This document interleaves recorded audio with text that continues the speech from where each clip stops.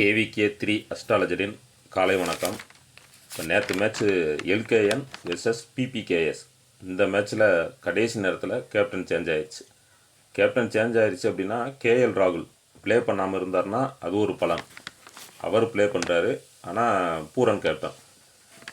படத்தில் சொல்கிற மாதிரி இருக்குது ஆனால் இல்லை அப்படிங்கிற மாதிரி ஆகிப்போச்சு நேற்று. இது பெரிய குழப்படி. அதாவது கேப்டனாக இருக்கவங்க ப்ளே பண்ணால் வெளியில் போய் இருந்துட்டான்னா பிரச்சனை அதாவது கணிப்பு வேறு மாதிரி வந்துடும். இப்போ அவரும் உள்ளே வந்து இன்னொருத்தர் கேப்டனாக இருக்கும்போது மிகப்பெரிய குழப்படி அது. அதுக்கும்போது அந்த ஒரு லைனை விட்டு ஒரு 20 நிமிஷத்துக்குள்ள ரிசல்ட் சொல்லணும் அப்படிங்கிறது பெரிய சிக்கல். இது என்ன அப்படின்னா, நேற்று கெஸ்ட்டு வேறு வந்துட்டாங்க.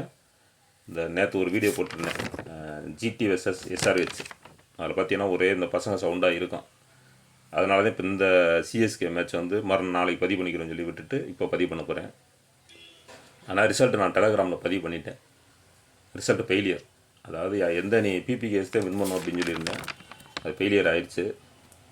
என்னென்னா கேப்டன் சேஞ்சஸ் ஆகி இவருடைய ஜாத பலன் வேறு, அதாவது பூரனுடைய ஜாத பலன் வேறு, KL ராகுல் அவருடைய ஜாத பலன் வேறு. அந்த 20 நிமிஷத்துக்கு நம்ம எடுத்து வேகமாக சொல்லி வீட்லேயும் எந்த இடைஞ்சல் இல்லாமல் இருக்கணும்.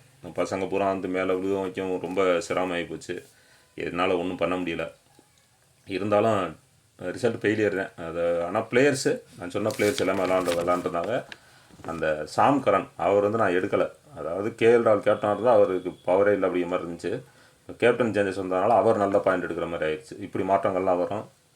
இப்போ நான் இனிமேல் என்ன பண்ணியிருக்கேன்னா, கேப்டன் சேஞ்சஸ் வந்துச்சு அப்படின்னாக்க நான் டெலகிராம்லேயும் சொல்கிற மாதிரி இல்லை. ஏன்னா அந்த கடைசி 20 நிமிஷத்தில் வேகமாக சொல்லி ரிசல்ட் ஃபெயிலியர் ஆகும், இல்லை நல்லா வர்றதுக்கு வாய்ப்பு இருக்கும். ஏன்னா அது நம்ம வந்து ஒரு ஒரு ரிசல்ட் சொல்கிறதுக்கு கிட்டத்தட்ட 2 மணி நேரம் 3 மணி நேரம் உழைக்க வேண்டியது இருக்குது. அப்போ அந்த 2.5 மணி நேரம் உழைப்பை போய் 20 நிமிஷத்துக்குள்ள சுருக்கி பார்க்கணுங்கிறது ரொம்ப ரொம்ப கஷ்டம்.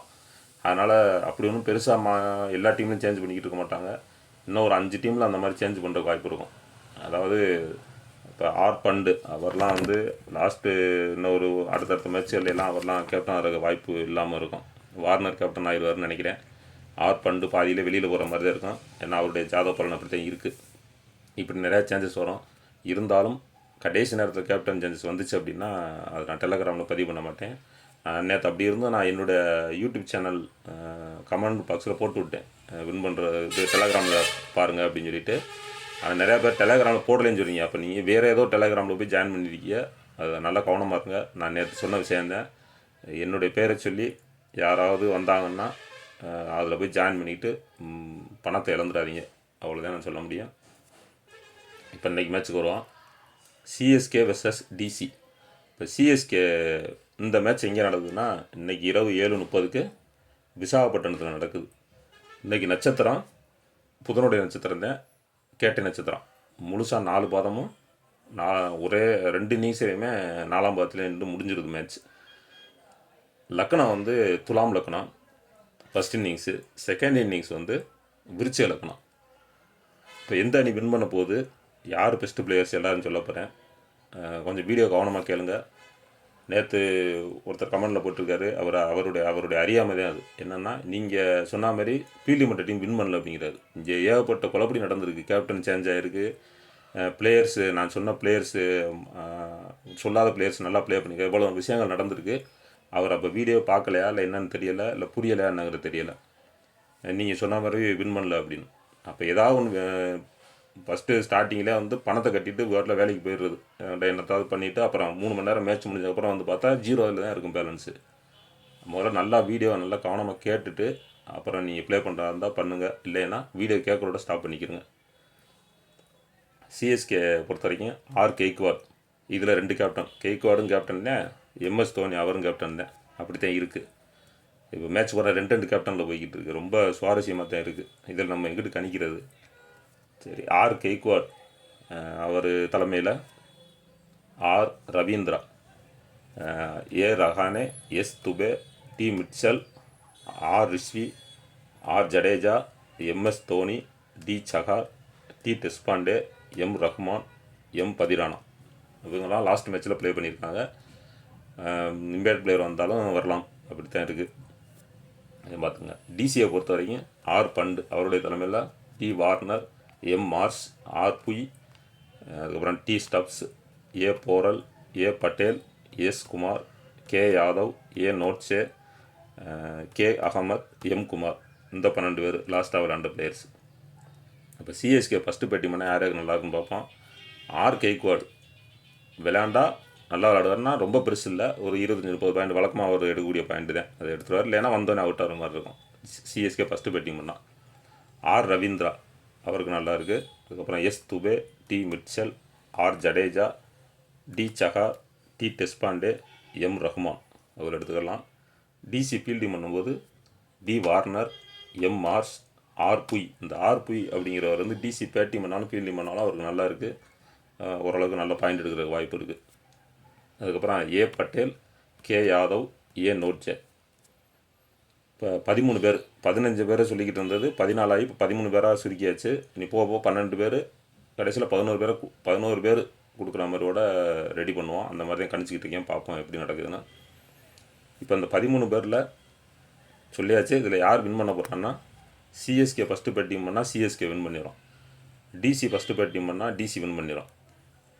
ஒருவேளை கேப்டன் சேஞ்சஸ் வந்துச்சு அப்படின்னா டெலகிராமில் நான் சொல்ல மாட்டேன், வீடியோ கவனமாக கேளுங்க, அது உங்களுடைய பொறுப்பு தான்.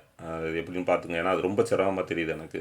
ஏன்னா நானும் ப்ளே பண்ணுறதுனால உங்களுக்கும் நான் அதை பண்ணி அதை கணிச்சு சொல்கிறேங்கிற சிரமமாக தான் இருக்குது. ஒரு 5-6 மேட்ச்சு கேப்டன் சேஞ்சஸில் போனாலும் போயிட்டு போகுது, ஒன்றும் பிரச்சனை இல்லை, அதனால் அதை எதிர்பார்க்க வேண்டாம். இப்போ சிஎஸ்கேவை பொறுத்த வரைக்கும் ஃபஸ்ட்டு பேட்டிங் பண்ணும்போது யார் யாருக்கு நல்லா இருக்குன்னா, அதாவது best players D Mitchell, R Jadeja. பவுலர்ஸு எல்லா பேரையும் எடுத்துக்கலாம், அதாவது D Chahar, T Deshpande, M Rahman. அவங்கெல்லாம் அதாவது ஆல்ரவுண்டருக்கும் பவுலருக்கும் நல்லா இருக்குது அப்படிங்கிற மாதிரி எடுத்துக்கிறோங்க.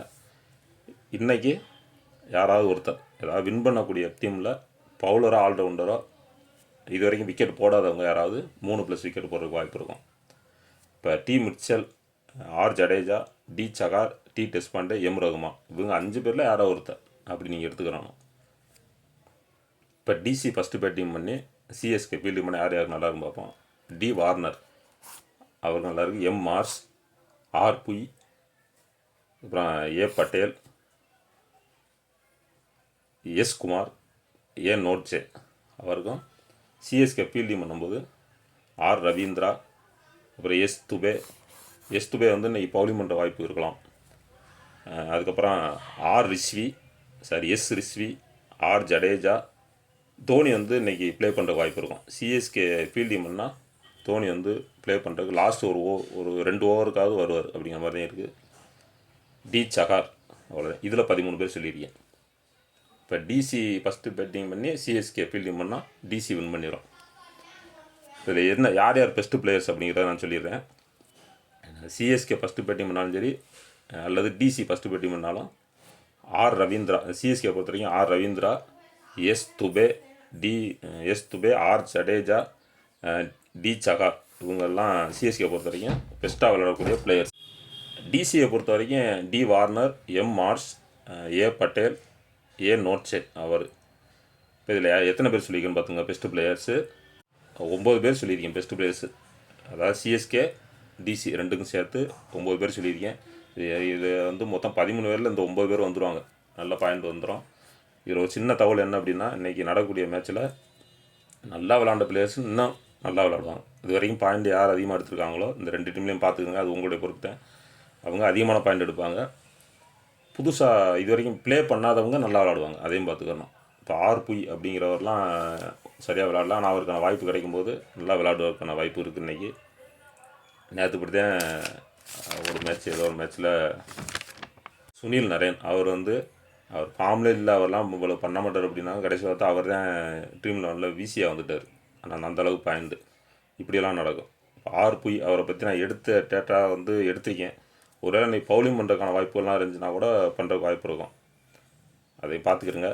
அவருடைய பழைய லாஸ்ட்டாக விளாண்ட லிஸ்ட்டு, ஏன்னா கிரிக்கெட்டை பற்றி நல்லா தெரிஞ்சவங்களுக்கு தெரியும், அவங்களுக்கு இது கிளிக் ஆச்சு அப்படின்னாக்கா எடுத்துக்கிறங்க.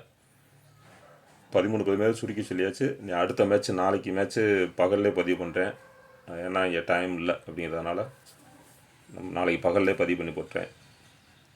தேங்க்யூ.